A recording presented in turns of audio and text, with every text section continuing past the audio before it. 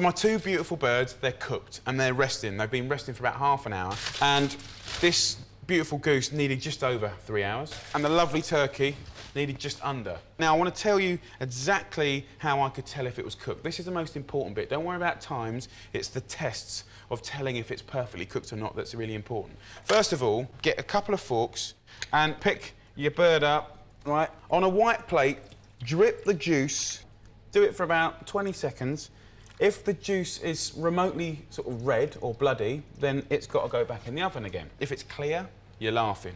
The second test is you get your fork and you stuff it into the thickest part of the turkey. Count to 5, then you take it out, put it on your lip. If it's too hot to put on your lip, that's really good sign. Here's another thick part here, just in between the leg and the breast here.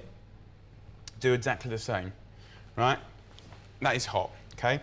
Then the third and final test is if you can pinch that meat and pull it off the bone, there's no way that bird isn't beautifully cooked. And with the goose here, you know, you can, if you just pull it, it should just easily, and look at that. Melt in your mouth, tender meat, and that's what you want from a goose. Delicious. Now, I want to show you a rough way to make the best gravy.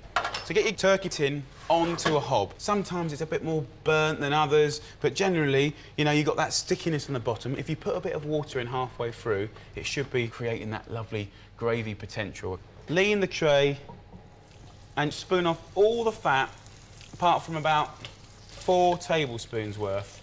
Fat's got wonderful flavour, and you've got rid of most of it, but not all of it, because we want to put some flour in there, and that's going to thicken it. So 2 heaped dessert spoons of flour. Just sprinkle that around, mix it up. But you can see as soon as that comes up to the boil, it starts to thicken that sauce. Now, this is when I like to use a masher. Just go through all the veggies and the giblets and just smash them up and mush them up. You've got the garlic here. See this garlic? Just give them a really good squash up. And you get all the garlic puree out of there. You can see the carrots getting all smushed up as well. Another little optional extra is to think about jams. Sweetness, or a couple of spoons of sweetness in gravy, really works a treat.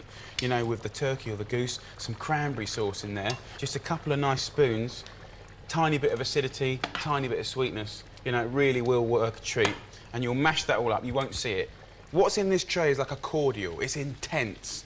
Just even if you added water, it will be delicious. If you can add stock, and good stock, a couple of pints in there, even more delicious.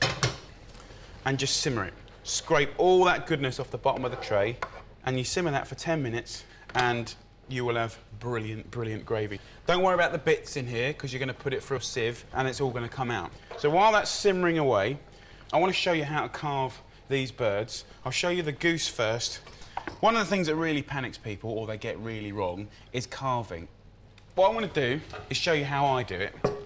Nice platter. I really like the idea of the big platters. You can carve your meat, you can get it on it, you can cover it with tin foil, keep it warm for a little bit. It looks nice when you serve it.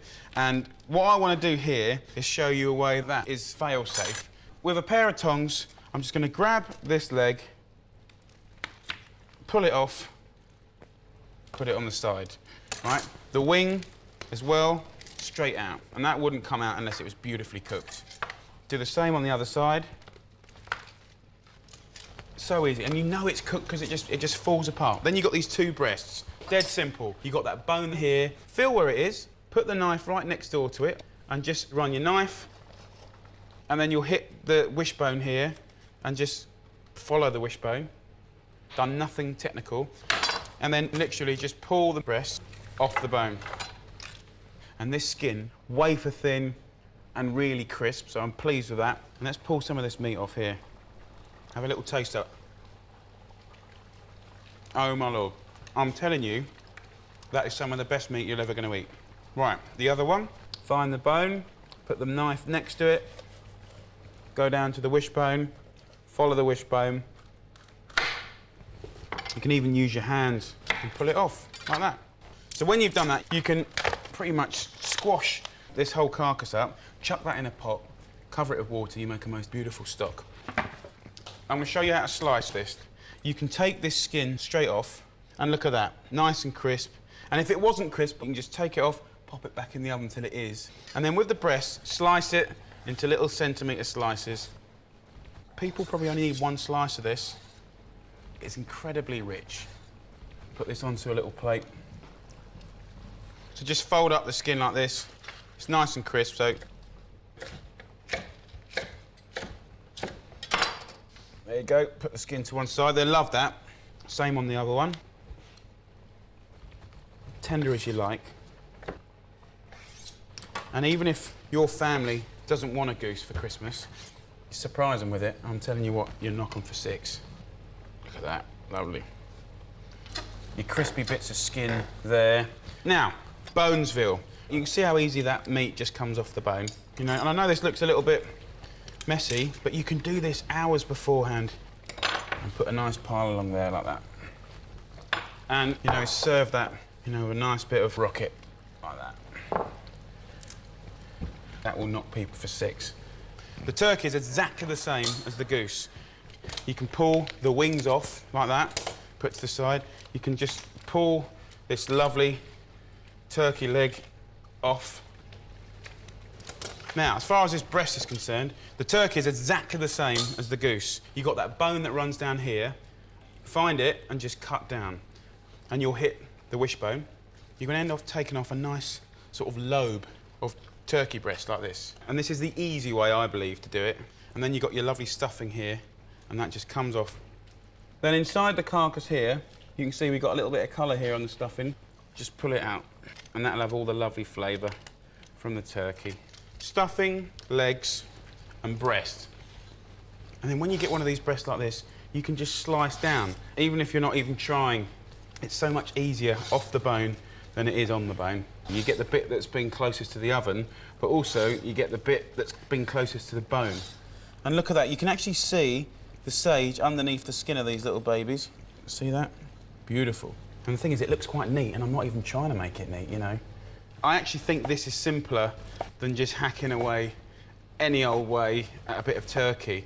And like, you know, a lot of people are carving like that, so they're actually carving one piece of the most meat that's had the exposure to the oven, the overcooked bit, you know. They never get down to the bit that was near to the bone, which is a bit of a shame, I think. Don't be fooled to go and buy a turkey breast. That's not the point. Don't go and buy these awful rolled things and off-the-bone things, because you get the flavour from it cooking on the bone, cooking as a whole, OK? Look at that. It's an absolute feast. Now, the brown meat, just chunk it off. Absolutely just chunk it off. And you can just slice it, chop it, or even shred it. Put that into the middle, like that. Beautiful, look at that. So you've got all these like little off bits of stuffing from the inside of the cavity. You can put them in an oven-proof dish like this while the potatoes are getting nice and crispy. Pop this back in the oven and it'll get even crisper. So that's a nice little move. And then this bit that's come out the back of the turkey, you know, you can actually carve that just like a piece of the meat. And remember, it's good quality pork. And I'll put that on the platter with the turkey. Delish. Let's show you the gravy. Have a look at the consistency. If you like it a bit looser, add more water or stock. If you like it thicker, reduce it down more. Get it through a sieve. Just use a little spoon and just push it through like that. This is killer stuff. This really is the most incredible gravy. Here we go. And then just a little bit of gravy over the meat, just like that. And I'll do exactly the same on the goose. Just to make it nice and sort of shiny and moist. I don't put it over the skin because I want it crisp. So there you go, 2 beautiful birds. I mean, just look at all that lovely crispy skin, the herbs underneath, lovely breast meat, the stuffing, the skin of the goose. Absolutely delicious.